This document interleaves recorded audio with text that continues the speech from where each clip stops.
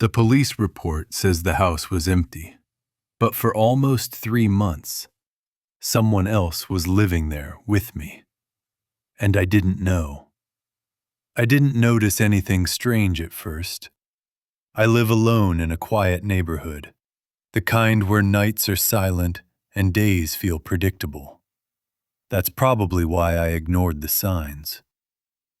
The first thing was food.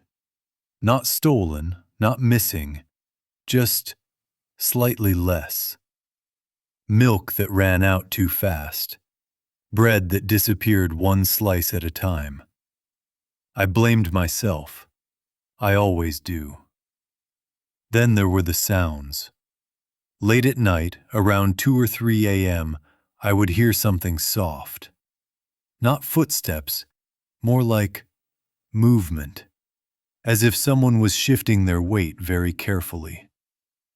Every time I sat up in bed, the sound stopped. So I convinced myself it was the house settling. Old houses make noises. That's what I kept telling myself. One night, I came home later than usual. The lights were off, exactly how I'd left them. But the air felt wrong. Warm. Like someone had been there recently. In the kitchen, a chair was pulled out from the table. Just slightly. I stood there for a full minute, staring at it. Then I pushed it back and laughed quietly to myself. I didn't want to feel stupid. A week later, something happened that I couldn't explain. I found a mug on the counter. Not mine. Different color, different shape.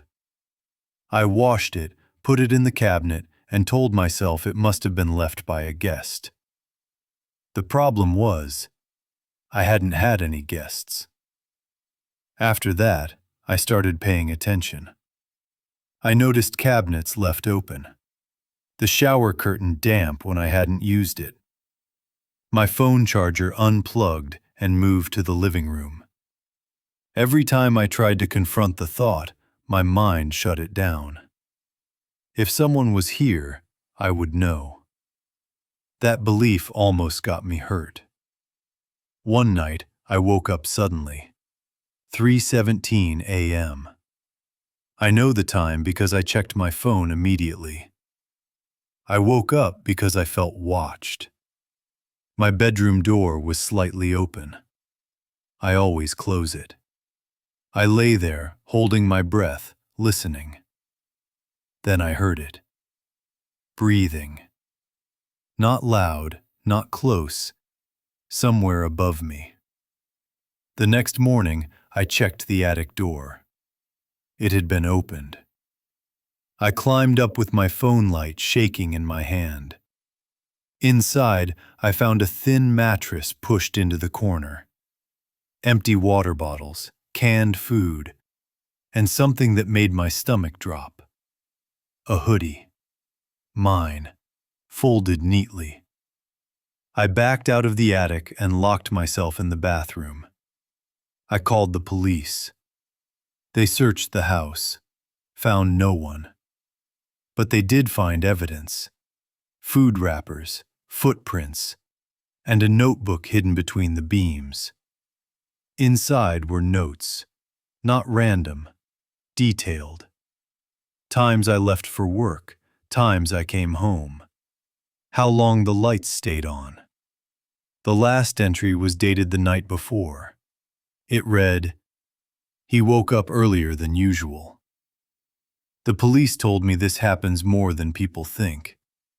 They called it frogging, someone secretly living inside an occupied home. They said I was lucky. I didn't feel lucky.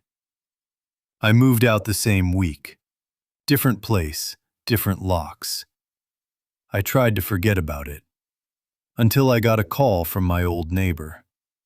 She said the house was still empty, but sometimes, late at night, she sees the attic light turn on, and then off. I don't know if anyone is still there. I don't know if they ever left. But I know one thing. Someone knew my routine, and they were close enough to hear me breathe.